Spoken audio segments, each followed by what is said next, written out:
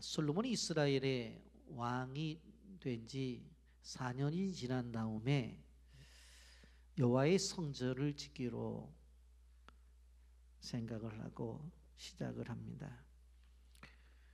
오늘 본문의 내용을 보게 되어지면 성전의 규모와 모양새를 상세히 기록하고 있는데 마치 모델 하우스에서 분양 설명회를 듣는 것처럼 아주 자세하게 설명이 되어져 있는 것을 볼 수 있습니다. 오늘 성경은 이스라엘 자손이 애굽 땅에서 나온 지 480년이 되던 해였다, 그렇게 말씀하고 있습니다. 우리식으로 말한다면 노예로 있다가 나온 지 이제 480년 만에 하나님이 거하실 집 한 칸 만들었다라는 그런 이야기도 되는 것입니다. 하나님 입장에서 보면 내 집 마련의 꿈이 실현되었다고 하는 이야기입니다. 그러니 이스라엘 백성들이 얼마나 기뻤을 거예요. 왜? 지금까지는 텐트에서 생활을 하셨거든요. 근데 이제는 집다운 집, 이제 움직이지도 않고 한 장소에 머무는 그런 집을 지어서 하나님 앞에 드리게 된 것입니다. 이런 1절 말씀에 보면 이스라엘 자손이 애굽 땅에서 나온 지 480년이요 솔로몬이 이스라엘 왕이 된 지 4년 15월 곧 둘째 달에 솔로몬이 여호와를 위하여 성전 건축하기를 시작하였더라, 그렇게 말씀합니다. 이런 공간은 의식을 지배한다는 건축가의 유명한 말이 있습니다. 여러분, 그렇기 때문에 성전을 지었다고 하는 것은 하나님을 위한 특별한 공간이고 특별한 건축물을 통해서 바로 하나님의 임재를 경험할 수 있기 때문에 이 건축물을 지으라고 하는 소명을 주셨고 그것을 다윗은 그의 아들 솔로몬에게 유언으로 행했던 것입니다. 그래서 솔로몬은 적극적으로 이 일을 행하는 것을 볼 수가 있습니다. 열왕기상 6장은 솔로몬 성전의 하드웨어를 이야기하고 있고 7장에 넘어가 보면 성전 내부의 기물들에 대한 말씀이 나오는 것을 보게 되었습니다. 그래서 사실은 성경을 읽으면서도 끊임없이 힘든 장이 열왕기상 6장, 7장 그러한 성경인 것을 보게 됩니다. 이렇게 건물로서의 성전이라고 하는 것은 지금까지 없었어요. 왜? 성막이 있었지만 그것은 끊임없이 거뒀다, 또 지었다 하는 그러한 건축물이었기 때문에 그렇습니다. 그렇기 때문에 이 성전을 지으며 하나님은 기뻐하셨고 그 성전을 지음을 통해서 수많은 간증들이 일어나게 하셨습니다. 이를 누가? 솔로몬이 했습니다. 이제 우리는 솔로몬의 성전 건축을 구체적으로 어떻게 진행되는지에 대해서 말씀을 듣게 되어지는데 이러한 것들이 영적인 측면에서 어떤 것인가에 대해서 또 하나님이 주시는 은혜를 나누고자 합니다. 영상을 보고 말씀 계속하겠습니다. 최근 미국 켄터키주 윌모어에 위치한 에즈베리 대학교에서 계속되고 있다는 부흥에 대해서 알아보자. 지난 2월 8일 시작된 이 예배는 대학교의 채플 강당에서 정기적인 예배로 시작되었으나 예배가 끝날 때쯤 가스펠 합창단이 노래를 불렀고 일부 학생들이 예배가 끝난 후에도 자발적으로 기도회를 이어가면서 시작되었다고 한다. 끝났지만 하나님의 사랑을 배우기까지 여기를 떠나지 말고 머무르라는 말씀에 반응하여 20-30여 명이 남아서 예배하며 기도하게 되고 수업에 들어간 학생들도 성령의 음성을 듣고 다시 돌아와 예배하면서 숫자는 계속 늘어나게 된다. 이 소식이 퍼져나가면서 주변 신학교와 교회들의 갈급한 영혼들이 모여들어 함께 주의 얼굴을 구하면서 매일같이 예배가 이어지게 되고 학교는 휴교에 그 후로 3주가 넘는 지금까지도 예배가 끊이지 않고 계속되고 있으며 이 소식을 전해들은 수많은 인파가 미국 전역에서 모여들고 있다고 한다. 현지 예배 장소에 들어가지 못한 사람들이 채플 강당 바깥에서 서로 죄를 자백하고 울며 기도해주는 모습들이 많이 눈에 띄고 있으며 인근 다른 대학교에서도 기도 모임들이 자발적으로 생겨나고 있다고 한다. 에즈버리 리바이벌 2023이라는 페이스북 그룹 페이지에는 4,500여 명이 모여 특별한 평안을 느꼈다, 성령의 임재를 느꼈다, 회개했다 등의 경험담을 나누고 있다. 예배당에 들어가려고 8시간 줄 섰던 시간마저도 하나의 완벽한 설교였다라고 고백한 네티즌. 제니퍼 핸더슨은 줄을 서는 것 자체가 예수님을 믿게 된 직후와 근처에 같았다고 도착하자 고백했다. 수천 명의 사람이 줄을 지어 서 있었습니다. 부흥의 역사가 일어난 휴즈 오디토리엄, 휴즈 예배당에 들어가기 위해서 미국 각지에서 온 사람들이었습니다. 예배당에 들어가기까지 최소한 6-7시간을 기다려야 하는데도 얼굴에는 감사와 기대감으로 가득 찬 모습이었습니다. 교회 잔디밭에는 곳곳에 수십 명의 사람들이 모여서 자연스럽게 찬양과 기도가 이루어졌고 무릎을 꿇고 기도하는 사람들의 모습, 그 모습도 참 평온하게 그래서 보였습니다. 예배를 드리는 것 가운데 하나님을 체험하고 사람들이 치유가 되고 회복이 되는 일들이 막 일어나면서요. 이 소식을 소셜미디어로 나누기를 시작했습니다. 이게 지금 13일째 지속되면서 미국 전국에서 지금 오고 계시고 그리고 뭐 중남미를 비롯해서 해외에서 오시는 분들 계세요. 계속해서 이 열기가 끊임없이 확장돼서 많은 기독교 대학들에서 비슷한 부흥과 도시권에서 교회들 여러 가지 사역 분야에서도 자극과 격려를 받아서 기도의 움직임들이 일어나고 있습니다. 에는 강력한 회개가 있었습니다. 1907년 평양 대부흥, 아주사 부흥, 웨일즈 부흥의 핵심은 바로 회개였습니다. 이 회개의 불꽃이 에즈베리에 붙기 시작한 것입니다. 그런데 사실 에즈베리의 부흥이 일어난 것은 이번이 처음이 아닙니다. 1970년 2월 3일 에즈베리 대학 월요일 채플 시간에 평소와 다름없이 1000여 명의 교수진들과 학생들이 모여 예배를 드리고 있었습니다. 그날의 설교를 대신했던 학감의 간증 이후 한 남학생이 강단 위에 올라갔습니다. 그는 모든 사람 앞에서 자신의 죄를 고백했고 하나님께서 자신을 어떻게 용서하셨고 회복시켰는지를 나누기 시작했습니다. 그 순간 성령께서 온 회중 가운데 역사하기 시작했습니다. 그들의 마음이 뜨거워졌고 눈에는 눈물이 흘렀습니다. 이어 계속해서 학생들이 올라와 마치 제단 앞에 마음을 토하는 것처럼 자신의 죄를 고백하고 회개하기 시작하였고 온 회중은 거룩한 하나님의 임재 앞에 하나가 되어 조용히 울면서 기도하고 찬양했습니다. 그런 성령의 강한 임재 속에 채플이 끝난 뒤에도 학생들은 자리를 뜨지 않아 학교 당국은 휴강을 하였고 그 이후 185시간 동안 쉬지 않는 회개와 찬양과 기도의 불이 타올랐습니다. 이 뜨거운 부흥이 있었던 곳에 2023년 다시 한번 회개의 부흥의 불길이 불타기 시작한 것입니다.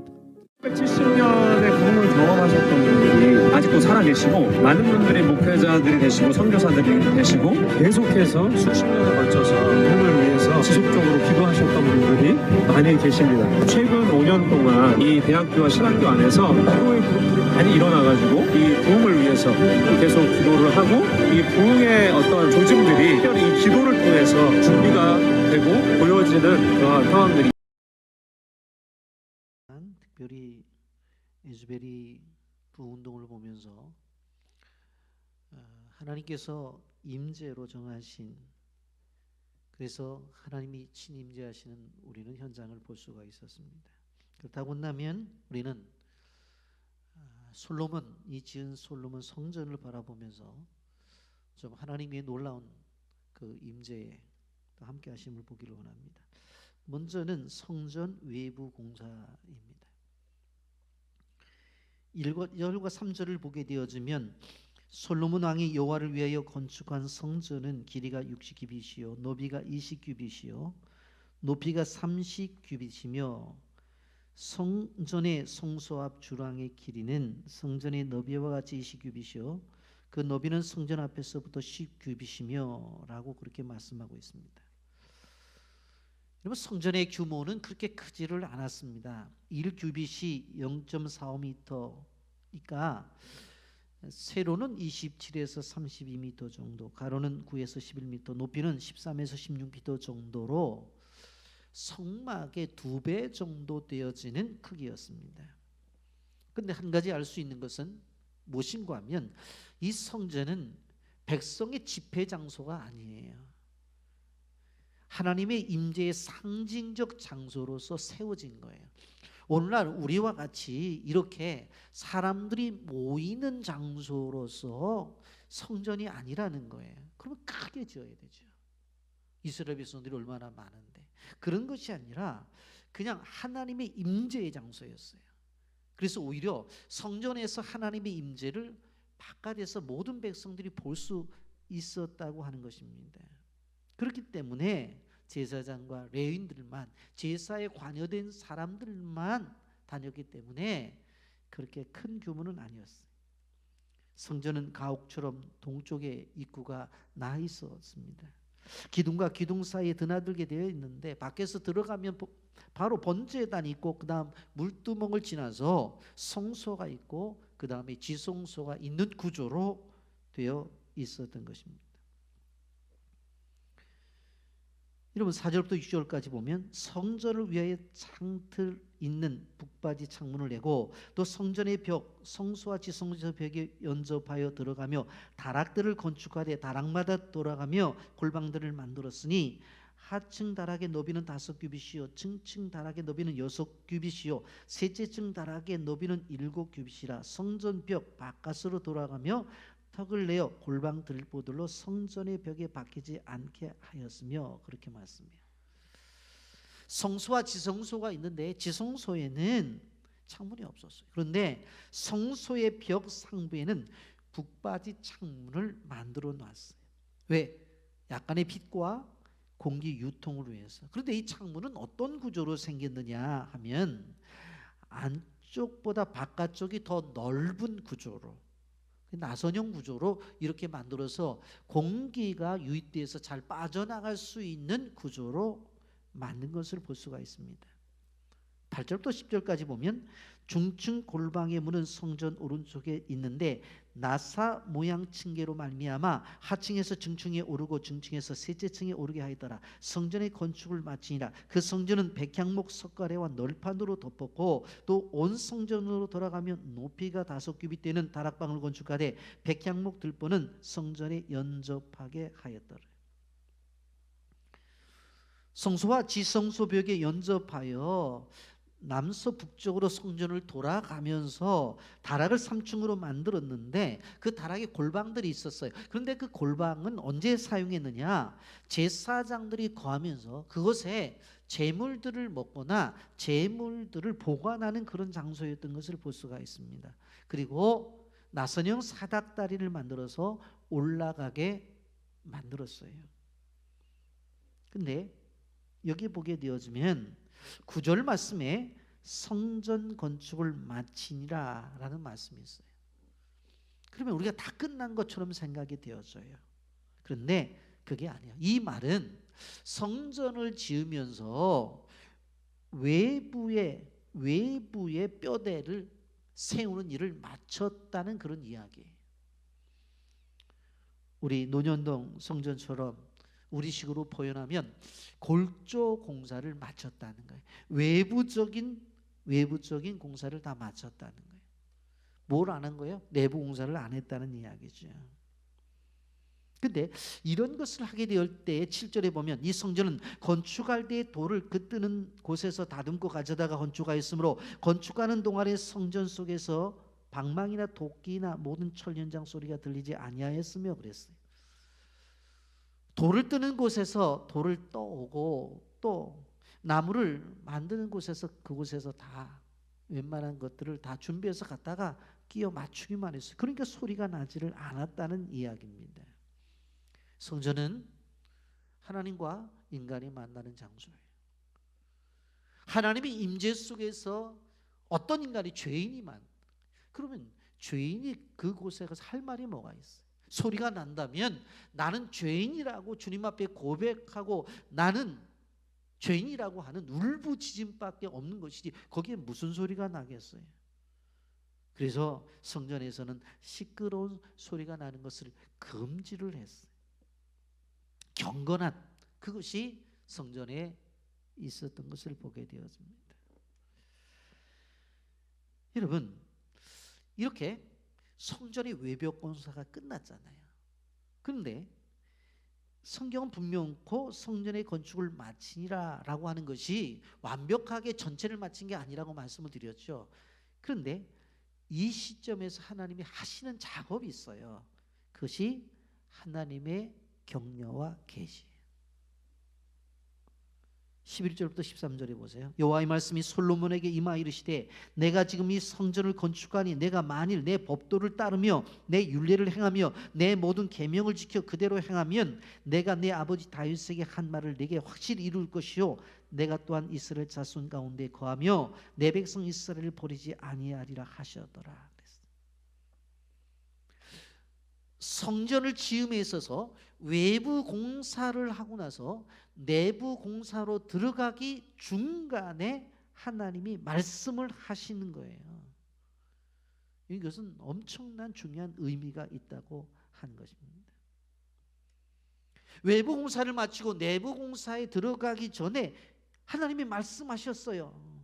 여러분, 이 6장의 말씀은 특별히 다른 교회나 다른 성도보다도 우리가 더 의미가 크다고 볼 수 있는데, 우리 교회를 짓는 일도 마찬가지잖아요.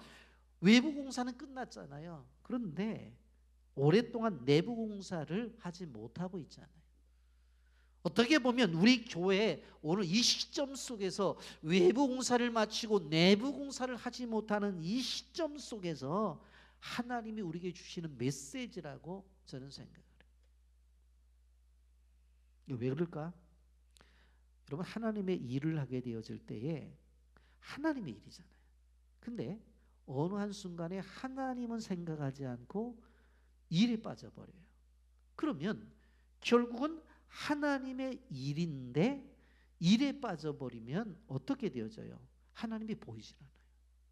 그리고 그 사람과의 관계 속에서 불평이 나오고, 그 다음에 서로 간의 관계 속에서 서운함이 나오고, 끊임없이 그런 일이 벌어집니다. 하나님은 솔로몬 성전을 지을 때 그것을 생각했던 거예요. 외부에서 돌도 다듬어 가지고 오고 나무도 벌목을 해서 갖다가 끼워 맞춰서 지금까지는 소리 없이 잘 해왔는데, 내부 공사에 들어가게 되어질 때에 혹시 일에 집착을 하다가 하나님은 보이지 않고 서로 간에, 아니 뭐 김 권사는 왜 저래? 아니 박 집사는 교회 건축하는데 뭐 하고 있는 거야? 아니 왜?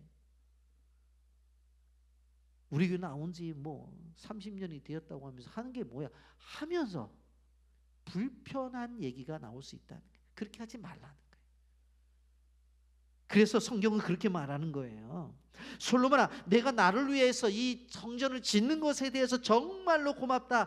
그런데 중요한 것은 무엇인가 하면 이 건물을 짓으면서 꼭 생각해 봐야 될 게 뭐예요? 12절에 이렇게 말하잖아요. 내 법도를 따르며 내 율례를 행하며 내 모든 계명을 지켜. 이거 지켜야 돼.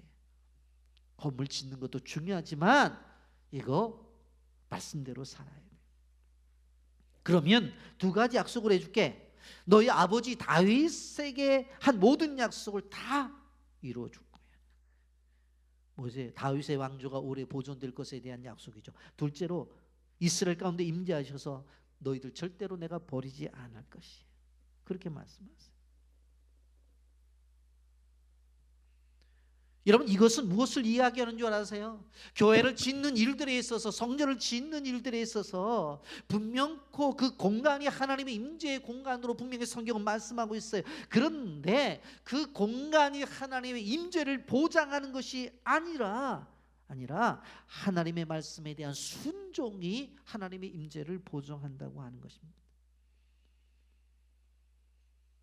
성전을 지음에 있어서 그 중간에 이 말씀을 주신 것에 대해서 우리는 주의 깊게 생각해야 돼요. 아무리 화려하고 웅장한 건물을 지어도 말씀에 순종하지 아니하면 그 노력에 의해 지은 건물도 다 소용없다는 거예요.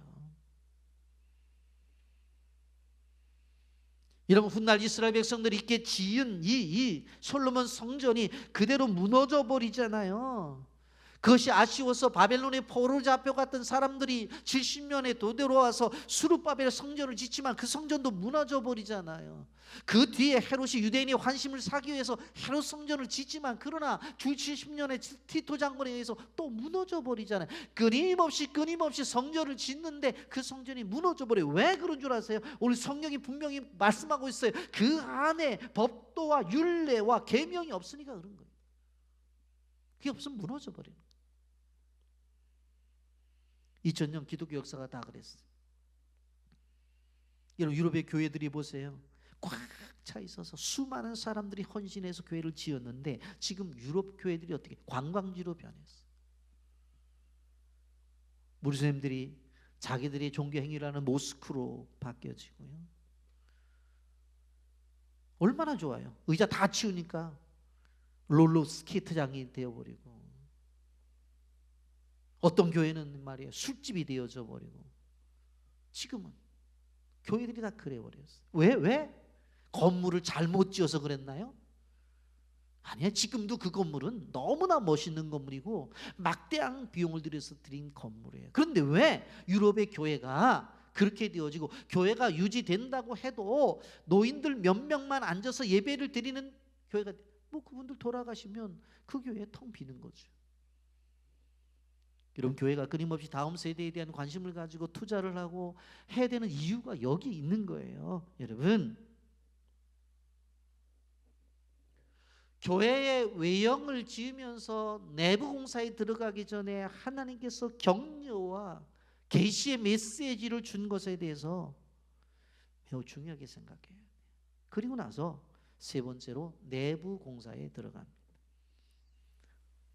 14절부터 17절까지 보면 솔로몬이 성전 건축을 마치고 백향목 널판으로 성전 안벽 곧 성전 마루에서 천장까지의 벽에 입히고 또 잣나무 널편으로 성전 마루를 놓고 성전 뒤쪽에서부터 20규빗 되는 곳의 마루로 천장까지 백향목 널판으로 가로막아 성전 내소 곧 지성소를 만들었으며 내소 앞 있는 외소 곧 성소의 길이가 40규빗이며 그랬어요. 여러분 성소와 지성소를 크기를 보게 되어지면 성소와 지성소를 볼 때에 지성소가 성소의 3분의 1 정도, 그러니까 성소가 3분의 2 정도, 그리고 지성소가 3분의 1 정도가 되어져요. 근데 그 성소 안에는 금으로 만든 떡상과 그리고 등대와 향단이 놓여졌었습니다. 18절부터 20절까지 보게 됩니다. 성전 안에 입힌 백향목에는 박힌 핀꽃을 아로새겼고 모든 백향목이라 돌이 보이지 아니하며 여호와의 언약궤를 두기 위하여 성전 안에 내소를 마련하였는데 그 내소에 하는 길이가 20규빗이요 너비가 20규빗이요 높이가 20규빗이라 정금으로 입혔고 백향목 제단도 입혔더라. 볼 때에 백향목도 귀한 제목인데 거기에 금으로 입힌 것을 바라볼 수가 있습니다.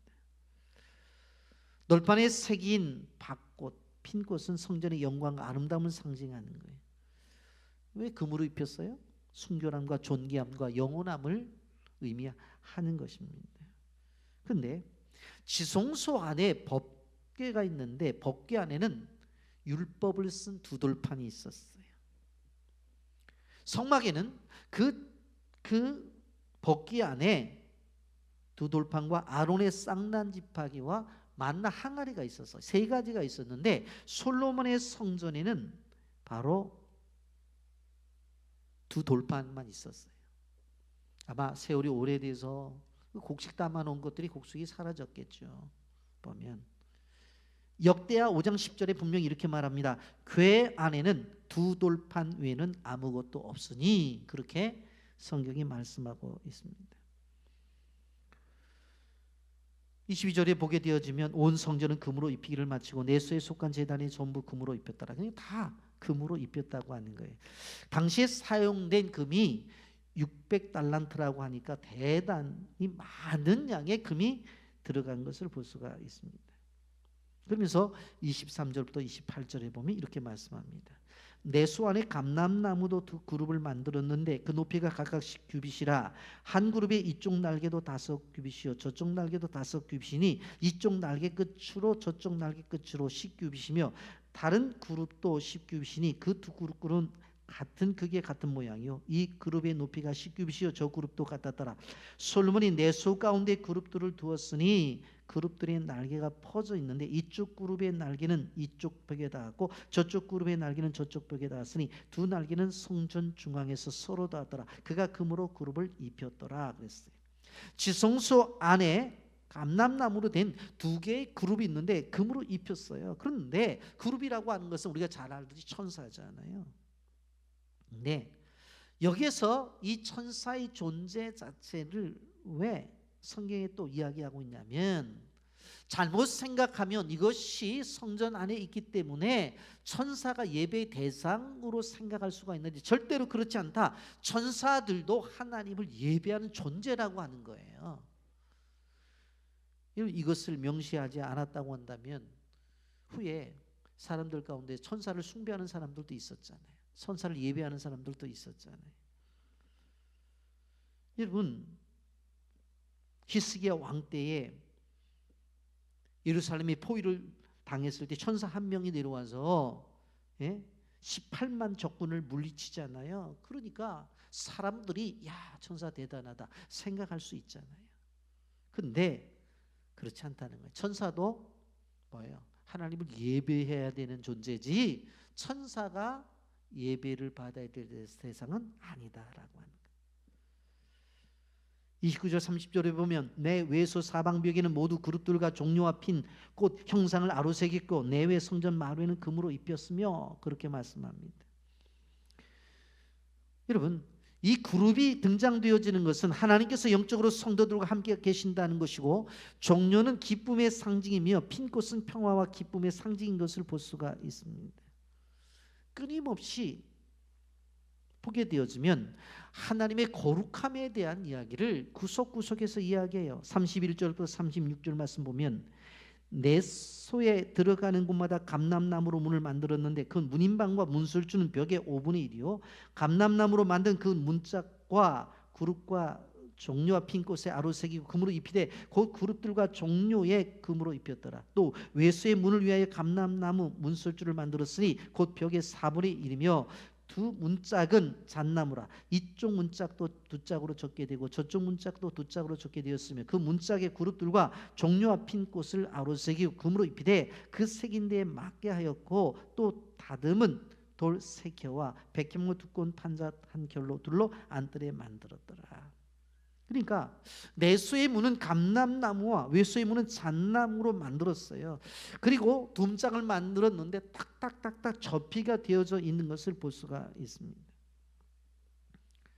37절과 38절에 보면 넷째 해 15월에 여호와의 성전 기초를 쌓았고 11째 해불월 곧 8째 달에 그 설계와 식양대로 성전 건축이 다 끝났으니 솔로몬이 7년 동안 성전을 건축하였더라. 솔로몬이 왕으로 즉위된 다음 4년에 성전 건축을 시작했다고 그랬죠. 주전 966년이에요. 그래서 주전 959년에 끝났으니까 실제로 약 7년, 정확하게 보면 7년 6개월 만에 모든 것들이 맞춰진 것을 볼 수가 있습니다. 그런데 이 기간이 사실 긴 것 같지만 매우 짧은 기간이에요. 왜? 단시에 건축물을 지었던 것들에 비해서. 세계에서 가장 오랜 교회를 지은 것은 성 베드로 성당인데 150년 걸렸습니다. 150년이 걸려서 지은 것을 볼 수가 있습니다. 어떻게 이렇게 짧은 시간에 이 건물을 지을 수 있었느냐? 우린 두 가지로 생각할 수가 있어요. 하나는 뭐예요? 많은 사람들이 동원해서 많이 참여했다는 이야기예요. 여러분 지난주에 제가 말씀을 드렸는데 다시 한번 읽어드릴게요. 열왕기상 5장 13절부터 18절까지인데 이에 솔로몬 왕이 온 이스라엘 가운데 역군을 불러일으키니 그 역군의 수가 3만 명이라. 솔로몬이 그들을 한 달에 10,000명씩 번갈아 레바논으로 보내매 그들이 한 달은 레바논에 있고 2달은 집에 있으며 아도니람은 감독이 되었고 솔로몬이 또 진군이 70,000명이요 산에서 돌을 뜨는 자가 80,000명이며 이외의 사역을 감당하는 관리가 3,300명이라 그들이 일하는 백성을 거느렸더라. 이에 왕이 명령을 내려 크고 귀한 돌을 떠다가 다듬어서 성전의 기초소구에 놓게 하며 솔로몬의 건축자 히람의 건축자 그발 사람들이 그 돌을 다듬고 성전을 건축하기 위하여 제목과 돌들을 갖추니 그렇게 말해. 많은 사람들이 동원돼. 역군의 수가 30,000명이다. 진군이 70,000명이고 돌을 뜨는 자가 80,000명.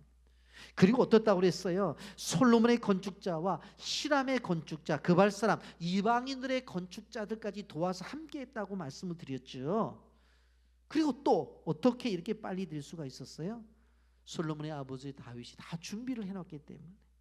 역대상 29장 7절부터 9절까지 보게 되어지면 이렇게 말씀합니다. 하나님의 성전 공사를 위하여 금 5,000달란트와 금 10,000다릭은 10,000달란트와 놋 18,000달란트와 철 180,000달란트를 드리고 보석을 가진 모든 사람은 게르손 사람 여히엘의 손에 맡겨 여호와의 성전 곳간에 드렸더라. 백성들은 자원하에 드렸으므로 기뻐하였으니 곧 그들이 성심으로 여호와께 자원하에 드렸으므로 다윗 왕도 심히 기뻐하니라.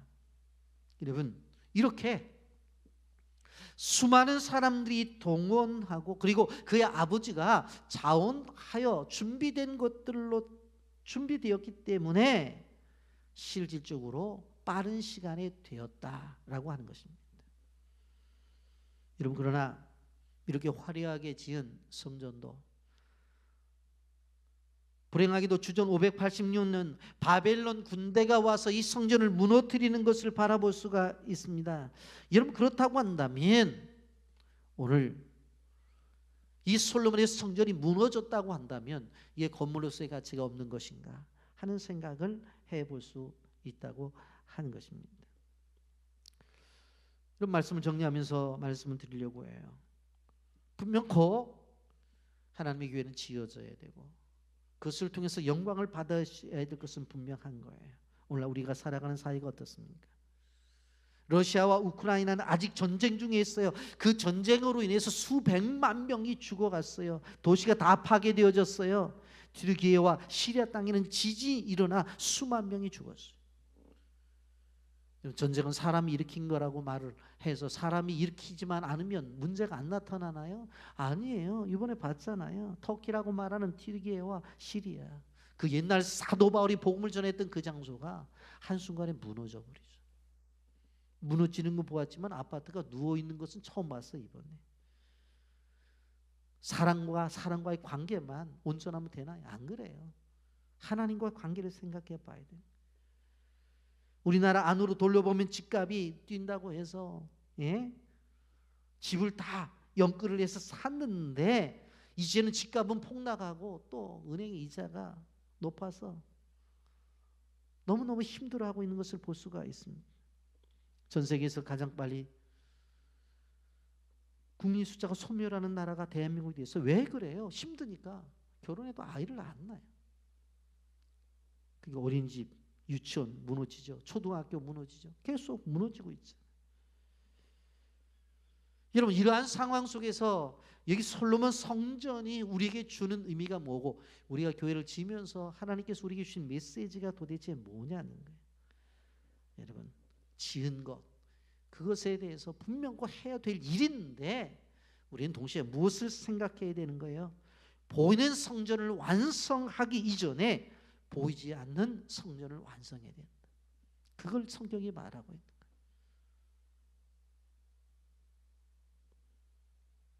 여러분 우리나라에 성령의 큰 바람의 운동이 일어났던 것이 있었어요. 1907년 평양 대붕운동이 있어요. 평양에 신학교가 있었고 평양의 시민들이 다 돌아왔어요. 주일날 장사가 안 됐다고요. 하얀 옷을 입고 줄줄이 서서 교회에 들어갔다. 이런 교회가 오늘날 한국교회가 어떻게 되었어요? 코로나 인해 침체된 한국교회 상황 생각해보면 불가능해 보여요. 하나님께서 운행을 중지한 것처럼 보여요. 그러나 우리가 기억해야 될 것은 지금도 하나님은 일하시고 계신다는 사실을 기억해야 돼요. 저는 요즘 우리 교회 성도들을 보면 감사한 것은 어느 교회보다도 빠르게 회복이 되는 것 같아요. 얼마나 감사한지 몰라요. 여러분, 지금 우리가 영상을 통해서도 보았지만 영적 부흥운동이 에즈베리 배학교를 중심해서 일어났잖아요. 채플 시간에 대학 교회 예배 시간에 일어나기 시작한 거예요.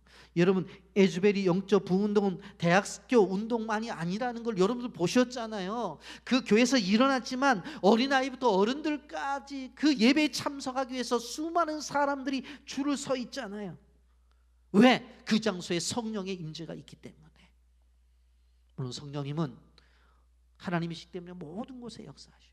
그런데 어떤 경우에 이렇게 한 장소를 정해 놓으시고 성령님이 강하게 역사하신다. 세속화된 미국 땅에서 한 장소를 정하셔서 성령의 임재를 통해서 수많은 하나님의 백성들을 모으고 그곳에서 영광을 받으시는 모습을 우리는 볼 수가 있어요. 그런데 그때 이 일이 누구로부터 시작됐어요? 기도하는 젊은이 10명으로부터 시작이 되어진 거예요.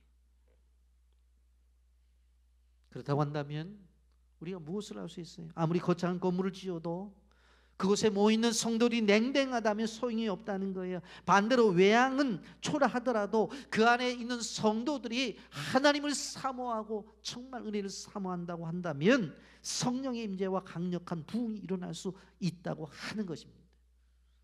저는 우리 교회가 그런 교회가 되길 바라요. 아멘. 이번 빈란드 한기선교를 통해서 보았어요. 3년 동안 우리가 가보지 못했지만 하나님은 끊임없이 일하고 계셨구나. 한국교회는 어린아이들이 없어서 교회학교가 문을 닫아요. 지금 교회들마다 교회학교가 없는 그런 교회들이 60%가 넘어갔어요. 여러분, 그런데 우리가 방문한 게 오전에 방문했어요. 아이들 학교 다 갔어요. 근데 학교 가지 아니야 미취학 아동들이 한 5분? 길에 10분 정도 딱 모였는데 한 100여 명이 모이는 거예요. 그리고 찬양을 드리는 거예요. 여러분, 올 여름에 비전 캠프를 우리가 하게 될 때 그들을 다시 만나게 될 거예요. 그들의 순수하고 밝은 눈빛을 보게 될 것이고 그들이 눈물을 흘리며 기도하는 것을 보게 될 것이에요. 그렇기 때문에 우리가 여러분 사역을 위해서도 끊임없이 기도해야 되는 거예요. 우린 경험했잖아요. 비전 캠프 할 때에 한국 팀들이 10시 넘어까지 저녁 예배를 드리고 우리는 숙소로 오게 되어지면 나중에 들려오는 이 아이들이 그 아이들이 모여서 어떤 경우 10시, 어떤 경우는 새벽 2시까지 그냥 찬양을 드렸다는 거예요.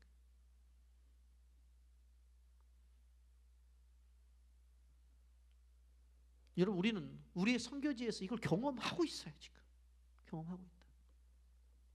다 쓰러져가는 건물들, 그 속에서 그들은 예배하고 찬양하고 있다. 지난 9월 말 미국과 캐나다와 호주의 젊은이들이 부흥을 경험하고 인천항으로 들어왔어요.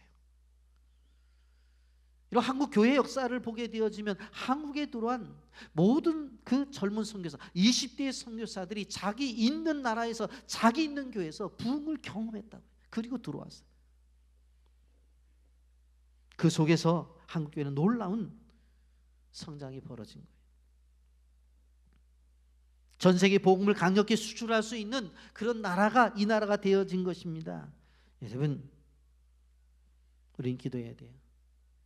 강력한 영적 회개와 부흥운동이 1907년 평양에서 일어났듯이 지금 올해 2023년도 2월에 미국 에즈베리에서 일어나고 있듯이 이 한국 땅에도 일어나야 되고 특별히 우리 비체교회에도 일어나야 되고 우리가 입양한 빌란 종족과 바디, 순다, 끄롱, 브라우 종족 속에서도 일어나야 된다고 하는 거예요. 성령의 강력한 임재와 역사가 일어나기를 소망해야 된다고 하는 거예요. 그럴 때 하나님께서 이러한 은혜를 우리에게 주신다는 사실을 분명하게 믿고 항상 하나님 앞에 영광을 돌리며 이 은혜를 사모하며 살아가기를 예수님의 이름으로 축복합니다. 아멘.